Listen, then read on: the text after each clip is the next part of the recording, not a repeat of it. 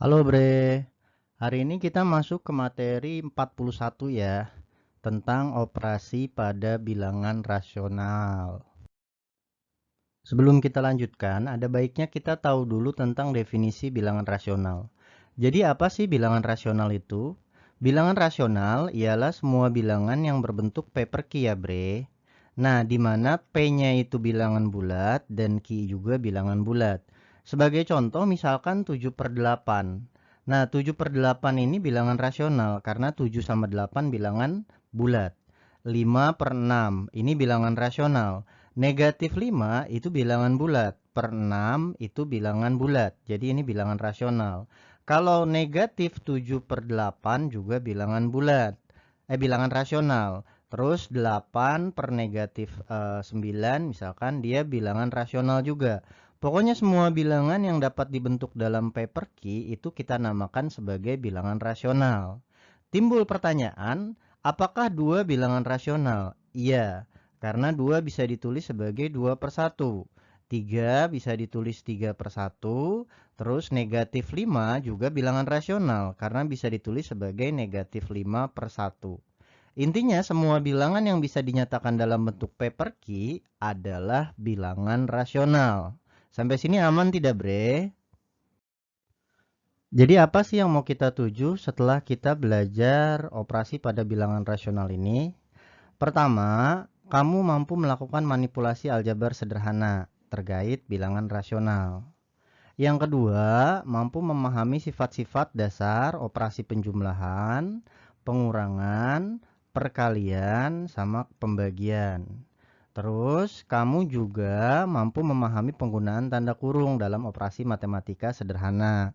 Tanda kurung itu selalu diprioritaskan dibandingkan perkalian dan pembagian sebagai contoh.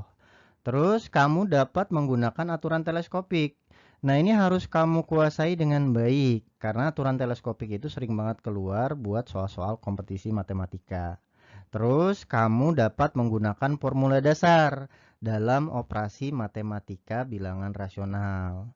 Nah, ini yang terakhir. Jadi ada beberapa hukum dasar dalam penjumlahan dan perkalian yang harus kalian hafal, Bre. Pertama itu ialah penjumlahan bersifat komutatif, begitu juga perkalian. Jadi kalau misalkan saya punya 2 tambah 3 itu sama kayak 3 tambah 2. Nah ini kan hasilnya sama-sama 5, betul kan Bre? Terus 2 kali 3 sama kayak 3 kali 2, dia hasilnya 6. Nah ini namanya hukum ini, hukum komutatif.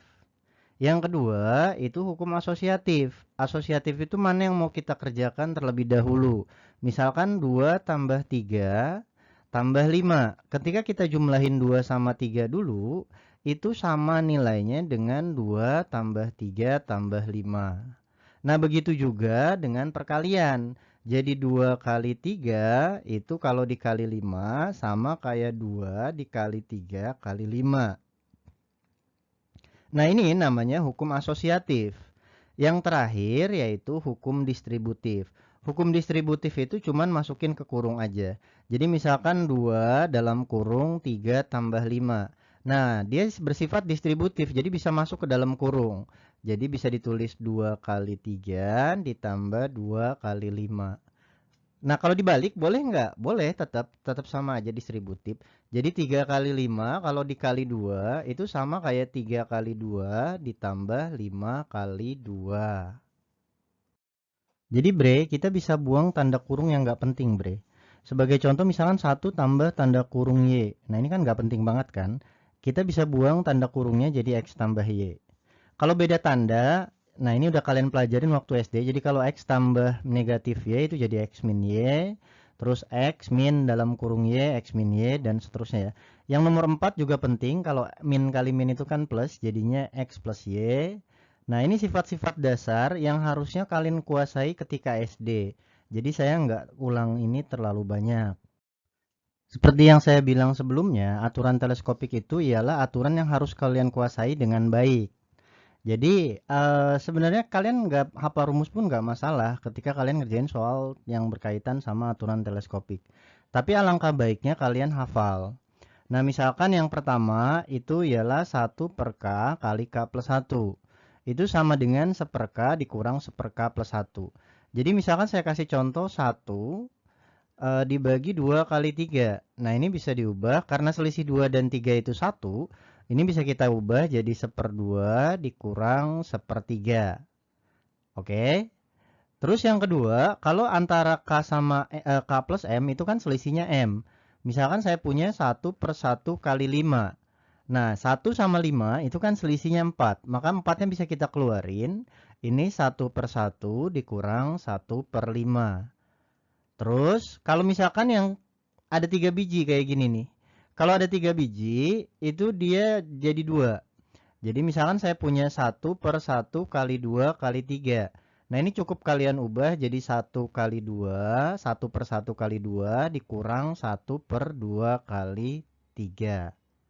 Yang keempat, kalau yang ada akar-akarnya. Jadi 1/akar K ditambah akar K plus 1 itu jadi akar K plus 1 dikurang akar K. Nah, ini penting. Misalkan saya kasih contoh 1/akar 1 ditambah akar 2. Nah, ini bisa kita ubah jadi akar 2 dikurang akar 1. Yang terakhir itu yang ini. Kalau seandainya dia selisih antara K sama K plus M, jadi di sini K plus M, misalnya 1/akar 3 ditambah akar 7, ini kan selisihnya 4 ya. Nah, ini jadinya 1/M, 1/4 berarti, dikali akar 7 dikurang akar 3. Nah, yang jadi pertanyaan, ini dapat dari mana? Ini dapat dari merasionalkan. Nah, ini nanti saya buktikan ini belakangan pada materi yang selanjutnya. Tapi intinya kalian boleh hafalin ini dulu. Hafalin 5 rumus untuk menyelesaikan soal-soal yang berkaitan dengan aturan teleskopik, bre. Untuk formula-formula dasar, paling tidak kalian hafalin 9 rumus ya. Jadi ini dasar, makanya dia cuma ada 9. Nah, nanti kita bisa generalisasi buat kasus-kasus yang lebih besar. Misalkan pangkat N. Tapi untuk sementara kita pelajarin dulu 9. Yang pertama itu ialah A plus B kuadrat dan A min B kuadrat. A plus B kuadrat itu ialah A kuadrat tambah B kuadrat tambah 2AB. Ini harus kalian hafal. A min B kuadrat, A kuadrat tambah B kuadrat min 2AB. Ini juga harus kalian hafal. Tapi kalau seandainya ada 3 gitu. Kalau ada 3 sebenarnya bisa digeneralisasi. Misalkan A tambah B tambah C kuadrat gitu. Nah, ini bisa kita generalisasi, dia jadi A kuadrat tambah B kuadrat tambah C kuadrat. Ditambah 2AB tambah 2AC tambah 2BC. Buat 4 variabel juga tetap sama. Jadi kalau A plus B plus C plus D saya kuadratin. Nah, ini jadinya A kuadrat tambah B kuadrat tambah C kuadrat tambah D kuadrat tambah 2AB tambah 2AC tambah 2BC. Ya. Tambah 2BC tambah 2AD tambah 2CD ya. BD tambah 2BD tambah 2CD. Pokoknya ini kalau kita lihat harus ada 6 kan. Nah, terus dan seterusnya lah ya, dan seterusnya. Nah, nomor 3 itu olim itu paling penting, itu nomor 3 kalau formula dasar. Jadi ini formula sederhana yang aplikasinya paling banyak di kompetisi matematika, yaitu selisih 2 kuadrat ya. Nah, A kuadrat min B kuadrat itu kalau kita faktorkan dia jadi A min B kali A plus B. Nah, ini harus kalian hafal. Wajib. Karena ini sering banget keluar. Yang keempat itu ialah identitas pangkat 3.